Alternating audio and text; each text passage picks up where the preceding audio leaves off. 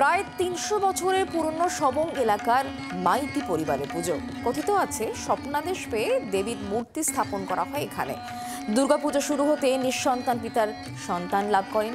আর পুজোকে কেন্দ্র করে রয়েছে আরও একাধিক ইতিহাস।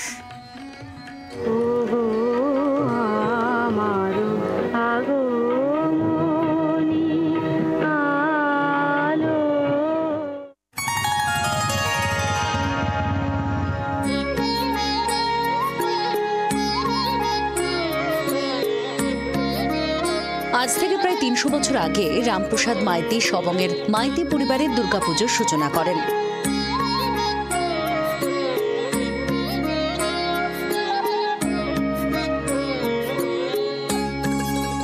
লবণ আইন আন্দোলনের সময় ওড়িশার জাজপুর থেকে মুহারের কানুচক এলাকায় জমিদারি পেয়ে আসেন রামপ্রসাদ। পরিবারের সুখ স্বাচ্ছন্দ্য থাকলেও নিঃসন্তান ছিলেন রামপ্রসাদ। হঠাৎ একদিন তিনি স্বপ্নাদেশ পান, দেবী দুর্গার পুজো করলে তিনি সন্তান লাভ করবেন। তারপরই সন্তানের আশায় নিজের হাতে দেবী মূর্তি গড়ে দুর্গাপুজো শুরু করেন রামপ্রসাদ।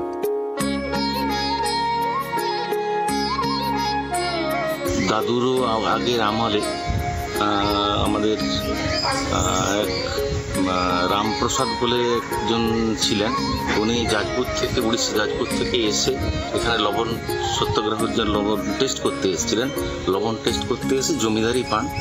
এবারে জমিদারি আমলের থেকে সেইখান থেকে উনি যেহেতু নিঃসন্তান ছিলেন, তো দুর্গা মায়ের একটা স্বপ্নাদেশ পান। সেই স্বপ্নাদেশ পাওয়ার পর থেকে উনি দুর্গা পূজা চালু করেন।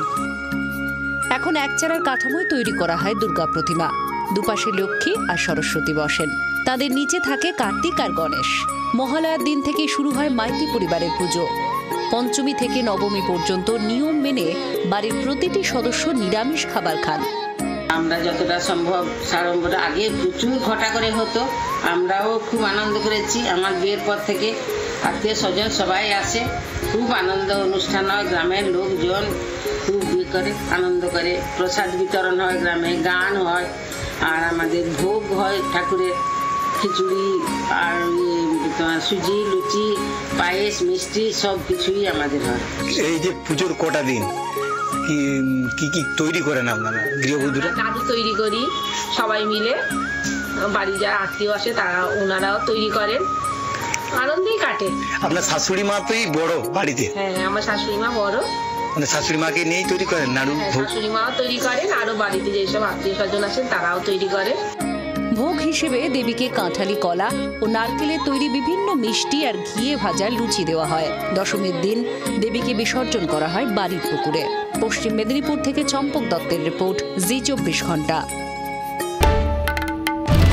বাংলার আওয়াজ, বাঙালির আবেগ, জি 24 ঘন্টা।